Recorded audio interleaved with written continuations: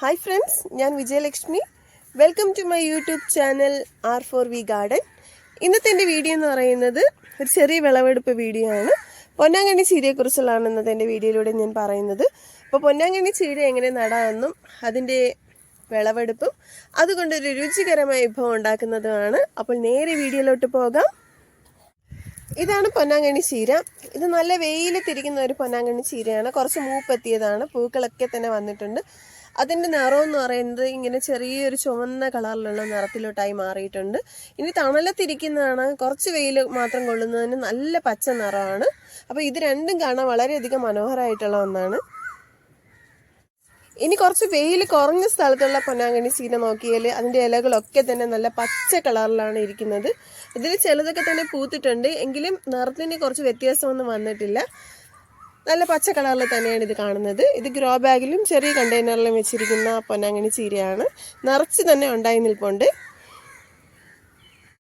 ഈ പൊന്നാങ്കണ്ണി ചീര നടാനായിട്ട് ഒത്തിരി സ്ഥലത്തിൻ്റെ ആവശ്യമൊന്നുമില്ല. ഇതൊരു ചെറിയ തുണിയിലുണ്ടാക്കിയ ഒരു ഗ്രോ ബാഗാണ്. അപ്പോൾ ഇതൊരു ചെറിയ കണ്ടെയ്നറാണ്. അതിലാണ് ഈ പൊന്നാങ്കണ്ണി ചീരയുടെ ഒരു കമ്പ് ഒടിച്ച് വെച്ചിട്ടുള്ളതാണ്. അപ്പോൾ അതിൽ നിന്ന് ഇത്രയും ചീരകളൊക്കെ തന്നെ ഉണ്ടായി നിൽപ്പുണ്ട്. ഒരു ചുവടാണ് ഇത്രയും തന്നെ ആയി മാറിയിട്ടുള്ളത്.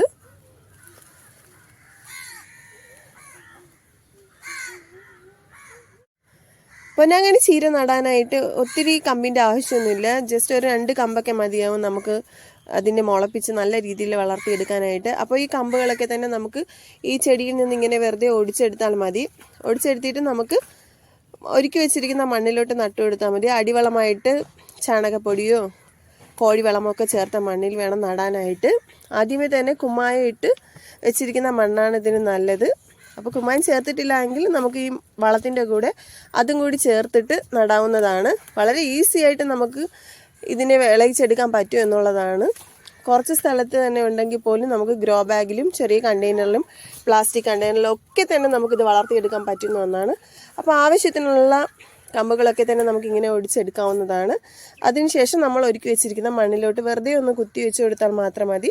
എപ്പോഴും നടുമ്പോൾ തണലത്ത് വേണം നമ്മൾ വെക്കാനായിട്ട്, എങ്കിൽ മാത്രമേ നല്ല രീതിയിൽ വേര് പിടിച്ച് വരത്തുള്ളൂ.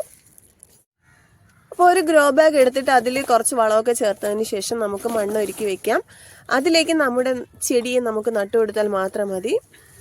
ഇപ്പോൾ ഈ ഒടിച്ചെടുത്ത് വെച്ചിരിക്കുന്ന പൊന്നാങ്കണ്ണി ചീരയെ നമുക്കിത് ഇങ്ങനെ വെറുതെ ഇങ്ങനെ കുഴിച്ച് വെച്ച് കൊടുത്താൽ മാത്രം മതി.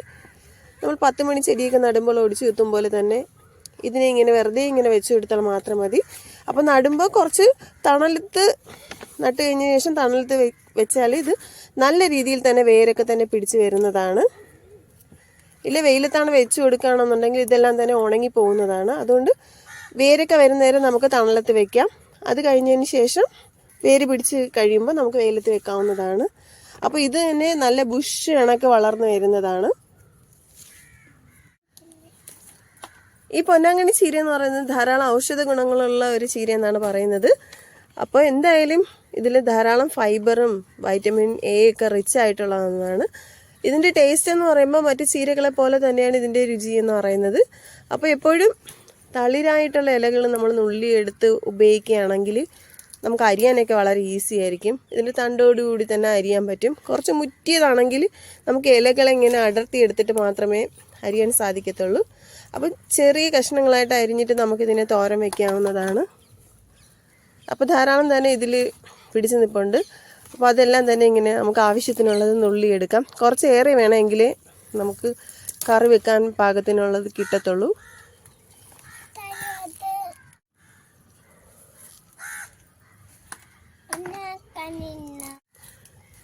ഇനി കറിക്കെടുക്കുമ്പോൾ നമുക്കിതിൻ്റെ തണ്ടുകളൊക്കെ തന്നെ വെറുതെ മണ്ണിലോട്ട് കുത്തി വെച്ച് കൊടുത്താൽ മതി. ഇത് പിന്നെയും ഇതിൽ നിന്ന് ശിഖരങ്ങളൊക്കെ പൊട്ടി നമുക്ക് വിളവെടുക്കാവുന്നതാണ്. അപ്പോൾ ഇതിൽ ചെറിയ പൂക്കളൊക്കെ തന്നെ ഉണ്ടാകുന്നുണ്ട്. നല്ല വെള്ള കളറിലെ ചെറിയ പൂക്കളാണ്.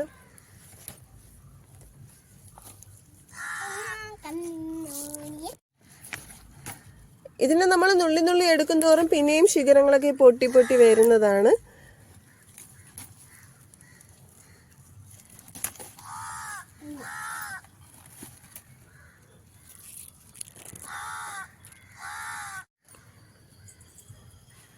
അപ്പോൾ എൻ്റെ കൂടെ നിധിക്കുട്ടിയും ചീരയൊക്കെ നുള്ളാൻ വേണ്ടി കൂടിയിട്ടുണ്ട്.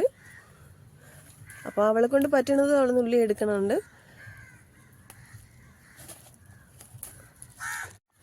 ഇനി ഈ ചീരയുടെ കീടനിയന്ത്രണ മാർഗങ്ങളെന്ന് പറയുമ്പോൾ പ്രത്യേകിച്ച് കീടശല്യമൊന്നും എൻ്റെ ഈ ചീരയിൽ കണ്ടുവരുന്നില്ല. എല്ലാ ഇലകളും തന്നെ നല്ല ഹെൽത്തി ആയിട്ടാണ് നിൽക്കുന്നത്. ഇനി എന്തെങ്കിലും കീടശല്യം അങ്ങനെ തോന്നുകയാണെന്നുണ്ടെങ്കിൽ നമുക്ക് വേപ്പെണ്ണ വെളുത്തുള്ളി മിശ്രിതം ചെടികളുടെ ഇലകളിൽ സ്പ്രേ ചെയ്ത് കൊടുക്കാവുന്നതാണ്. വേപ്പെണ്ണ ഒരു 5 ml, സോപ്പ് സൊല്യൂഷൻ ഒരു 2 ml, പിന്നെ ഒരു കുടം വെളുത്തുള്ളി ചതച്ചതിൻ്റെ നീര് 1 ലിറ്റർ വെള്ളത്തിൽ കലക്കിയതിന് ശേഷം നമുക്ക് ചെടികളുടെ ഇലകളിൽ സ്പ്രേ ചെയ്ത് കൊടുക്കാവുന്നതാണ്. ഇനി അങ്ങനെ സ്പ്രേ ചെയ്ത് കൊടുക്കുമ്പോൾ നമുക്ക് കറിക്ക് ആവശ്യത്തിന് എടുക്കാനുണ്ടെന്നുണ്ടെങ്കിൽ ഒരു 2 ദിവസം മുന്നേ വേണം നമ്മളിത് ചെയ്ത് കൊടുക്കാനായിട്ട്. ഇല്ലെങ്കിൽ ആ വേപ്പെണ്ണയുടെ ഒരു കയ്പ്പ് രസം ഈ ചെടികളുടെ ഇലകളിൽ കാണാൻ പറ്റുന്നതാണ്. കൃഷി ചെയ്യാനൊന്നും സമയമില്ലാത്തവർക്ക് നടാൻ പറ്റിയ ഒരു ചീരയാണ് ഈ പൊന്നാങ്കണ്ണി ചീര എന്ന് പറയുന്നത്. നമുക്ക് യാതൊരുവിധ പരിചരണത്തിൻ്റെ ആവശ്യമില്ല, ഇത് ധാരാളം തന്നെ ഉണ്ടായി വരും എന്നുള്ളതാണ്. അപ്പോൾ മറ്റ് ചീരകളൊക്കെ ആകുമ്പോൾ ചിലപ്പം മറ്റ് പ്രാണികളൊക്കെ വന്ന് അതിൻ്റെ ഇലകളൊക്കെ തന്നെ നശിപ്പിച്ച് കളയുന്നത് കാണാറുണ്ട്.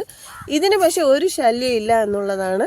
അപ്പോൾ എല്ലാവർക്കും തന്നെ വീട്ടിൽ വളർത്താവുന്നതാണ്. പിന്നെ ചെറിയ ചട്ടികളിൽ വെച്ച് നമുക്കിതിനൊരു അലങ്കാര ചെടി എന്നോണം വളർത്താൻ സാധിക്കുന്നതാണ്. ഈസിയാണ് ഇതിനെ വളർത്തിയെടുക്കാനും. ജസ്റ്റ് ഒന്ന് ഒടിച്ച് മണ്ണിലോട്ട് വെച്ച് എടുത്താൽ മാത്രം മതി. ഒത്തിരി വളപ്രയോഗത്തിൻ്റെ ആവശ്യമൊന്നുമില്ല. ഇനി ഈ ചെടി നമുക്ക് നശിച്ചു പോവാണ് എന്ന് തോന്നുകയാണെന്നുണ്ടെങ്കിൽ നമ്മൾ ഇതിൻ്റെ കമ്പുകളൊക്കെ വേഗം വേഗം ഒടിച്ച് കുത്തി വേറെ ചട്ടികളിലൊക്കെ നട്ട് വളർത്തിയാൽ മാത്രം മതി.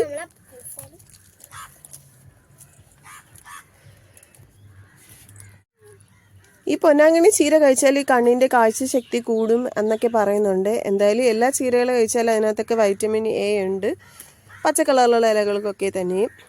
അപ്പോൾ ഇതും മറ്റ് ചീരകളെ പോലെ തന്നെയാണ് ഇതിൻ്റെ ഗുണഗണങ്ങളും. എങ്കിലും എല്ലാവരും കണ്ണിന് കാഴ്ചശക്തി കൂടും എന്ന് പറയുന്നതുകൊണ്ട് ഈ ചീരയ്ക്ക് ഇത് ഡിമാൻഡ് കൂടുതലാണ്. പക്ഷേ വളരെ വേഗത്തിൽ നമുക്ക് വളർത്തിയെടുക്കാൻ പറ്റുന്ന ഒന്നാണ്. അപ്പോൾ വ്യത്യസ്തങ്ങളായിട്ടുള്ള രുചികളൊക്കെ ഇഷ്ടപ്പെടുന്നവർക്കും വ്യത്യസ്ത ചെടികളൊക്കെ വെച്ച് പിടിക്കാൻ ആഗ്രഹിക്കുന്നവർക്ക് നടാൻ പറ്റിയെന്നാണ്. നമ്മുടെ തോട്ടത്തിലൊരു അലങ്കാര ചെടി എന്നോണം ഇത് നിൽക്കുന്നതാണ്. 2 കളറിൽ തന്നെ കാണുന്നതുകൊണ്ട് വളരെയധികം മനോഹരമാണ്.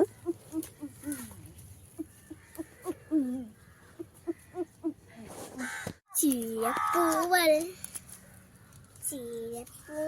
നിനക്ക് ഇഷ്ടമാണ്, നിനക്ക് പിളക്കിടാം, നിനക്ക് കളിക്കാനുള്ളതല്ല, അടപ്പ് ഇട്ട് വേവിക്കാം വേവിക്കാം വേവിക്കാം, നീ വേണമെങ്കിൽ പോയിരുന്ന് കളി.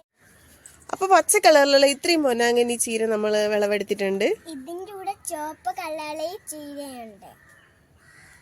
നമുക്ക് ചുവപ്പ് കളറിലെ പൊന്നാൻ ചിമ്മി പടയ്ക്കാം.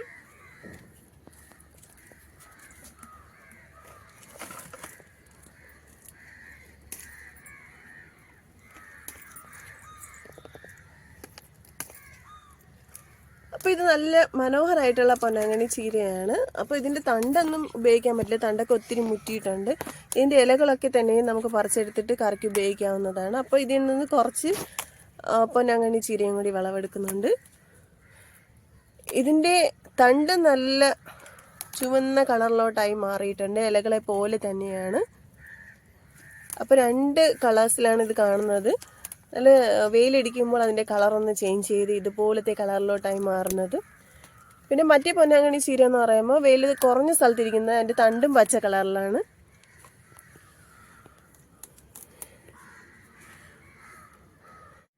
കൃഷി സ്നേഹിക്കുന്നതിൻ്റെ എല്ലാ കൂട്ടുകാരും വീട്ടിൽ ഒരു ചെടിയെങ്കിലും വച്ച് പിടിപ്പിക്കാൻ വേണ്ടി നോക്കുക. അപ്പോൾ ഈ ചെടി എന്ന് പറയുന്നത് വളരെ ഈസി ആയിട്ട് നമുക്ക് വച്ച് പിടിപ്പിക്കാൻ സാധിക്കുന്നതാണ്. വളരെ എളുപ്പത്തിൽ തന്നെ നമുക്കിതിനെ വിളവെടുക്കാനും പറ്റുന്നതാണ്. അപ്പോൾ ഇതിനി നമുക്ക് ഇതുകൊണ്ട് ഒരു നല്ലൊരു ചീരത്തോരൻ ഉണ്ടാക്കാൻ സാധിക്കുന്നതാണ്. നമ്മളെ ടെറസ്കാലിന്റെ വിളവെടുപ്പ്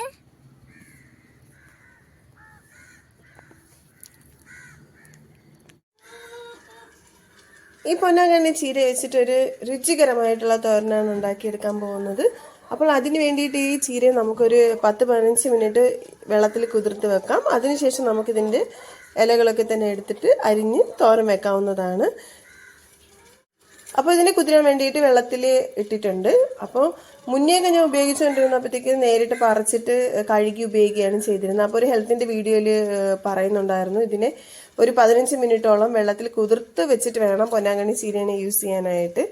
അതുകൊണ്ടാണ് ഒരു 15 മിനിറ്റ് കുതിർത്ത് വെച്ചിട്ട് പിന്നെ ഉപയോഗിക്കുന്നത്. ചീരയെല്ലാം തന്നെ നന്നായിട്ട് കഴുകി എടുത്തിട്ടുണ്ട്. ഇനി ഇതിനെ ഞുരാന്ന് അരിഞ്ഞെടുക്കാം. പൊന്നാങ്കണ്ണി ചീര തോരൻ തയ്യാറാക്കാനുള്ള ഇൻഗ്രീഡിയൻസ് ഒക്കെ റെഡി ആയി കഴിഞ്ഞു. അപ്പോൾ പൊന്നാങ്കണ്ണി ചീര നല്ല ഞുരാന്ന് അരിഞ്ഞെടുത്തിട്ടുണ്ട്. അതിൻ്റെ കൂടെ സവോളയും എടുത്തിട്ടുണ്ട്. പിന്നെ ഒരു 3 പച്ചമുളകും. പിന്നെ വേണ്ടതെന്ന് പറയുന്നത് തേങ്ങയാണ്. തേങ്ങ ആവശ്യത്തിന് തേങ്ങ എടുത്തിട്ടുണ്ട്. കൂടെ ജീരകം, മഞ്ഞൾപ്പൊടി, പിന്നെ വെളുത്തുള്ളി. അപ്പോൾ ഇത്രയും സാധനത്തിന് നമുക്കൊന്ന് മിക്സ് ചെയ്തെടുക്കാം. അപ്പോൾ ഈ തേങ്ങയും ജീരകവും വെളുത്തുള്ളിയും ഉള്ള മിക്സ് ഒന്ന് മിക്സ് ചെയ്തെടുക്കാം. മിക്സിയിലൊന്നും അടിക്കേണ്ട ആവശ്യമൊന്നുമില്ല. അപ്പോൾ നന്നായിട്ടൊന്ന് മിക്സ് ചെയ്തെടുക്കാം. ഇനി ഇതിനെ ഈ എടുത്തു വെച്ചിട്ടുള്ള നമ്മുടെ ചീരയിലോട്ട് ചേർത്ത് കൊടുക്കാവുന്നതാണ്.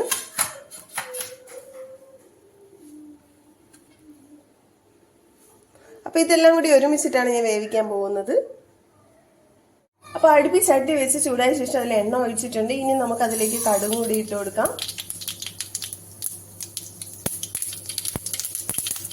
കടുകൊന്ന് പൊട്ടി വരുമ്പോൾ നമുക്ക് കറിവേപ്പിലയും പച്ചമുളകും ചേർത്ത് കൊടുക്കാം.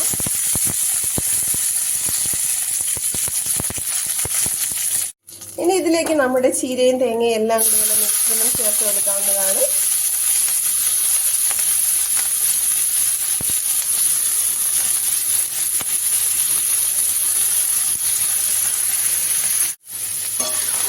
ഇനി ഇതൊന്ന് നന്നായിട്ട് മിക്സ് ചെയ്ത് കൊടുക്കാം.